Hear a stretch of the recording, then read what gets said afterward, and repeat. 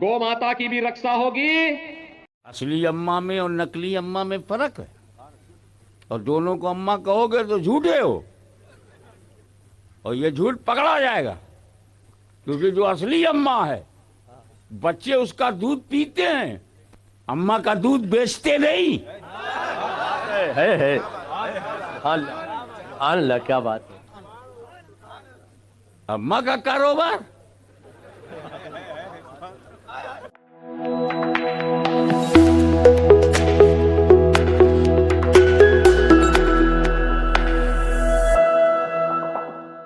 और जिन्होंने हमारी बेटियों के सिंदूर उजाड़े थे, वही कटे पिटे लोगों को हमने उन्हीं की बहन भेज करके उनकी ऐसी की तैसी करवाई। एक बार मोदी जी के लिए जोरदार ताली बजाएं।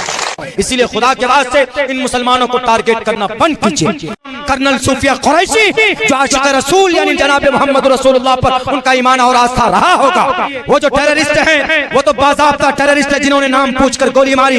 लेकिन उन टेररिस्ट का मुकाबला और उनका बदला अगर किसी ने भारत से लिया है तो वो भी उस बेटी का नाम देखो, उस बेटी का नाम कर्नल सूफिया कुरैशी जो आशिक रसूल यानी जनाब मोहम्मद रसूलुल्लाह पर उनका ईमान और आस्था रहा होगा।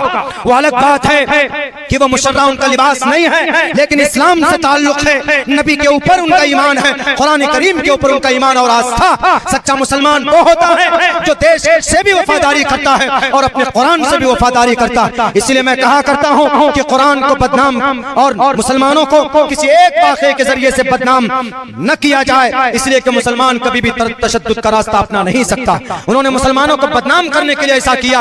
हम तो खुले लफ्जों में कहते हैं, अगर कोई मुसलमान अगर अब्दुल्ला सालिम भी किसी एक आदमी का मर्डर करता, मैं फिर इस्लाम से मेरा कोई ताल्लुक नहीं, इसलिए कि इस्लाम मुसलमान उसी को बोलते हैं जो कुरान और हदीस को मानता हो। कुरान और हदीस के खिलाफ जो कोई जाएगा, खुदा का फैसला है कि वो मुसलमान नहीं। ला युमिनूना हत्ता युहक्किमुका फीमा शजरा बैनहुम। राजपीठ से भी सभा करके बागेश्वर बालाजी के चरणों में विराजमान होकर भारत को हिंदू राष्ट्र बनाने की ओर सब अग्रसर हो रहे हैं।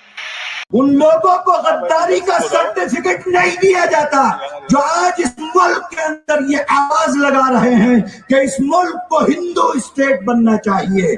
इस मुल्क को हिंदू स्टेट बनाने के लिए जो कोशिशें कर रहे हैं, असल गद्दार वो है इस देश के, जो देश के अंदर रहकर इस मुल्क को हिंदू स्टेट बनाने की बात कर रहे हैं। अगर वो हिंदू स्टेट की बात कर रहे हैं और वो गद्दार नहीं है, मुसलमान अगर इस्लामी देश की बात करेगा वो गद्दार कैसे हो जाएगा? सिख खालिस्तानी की बात करेगा वो गद्दार कैसे हो जाएगा?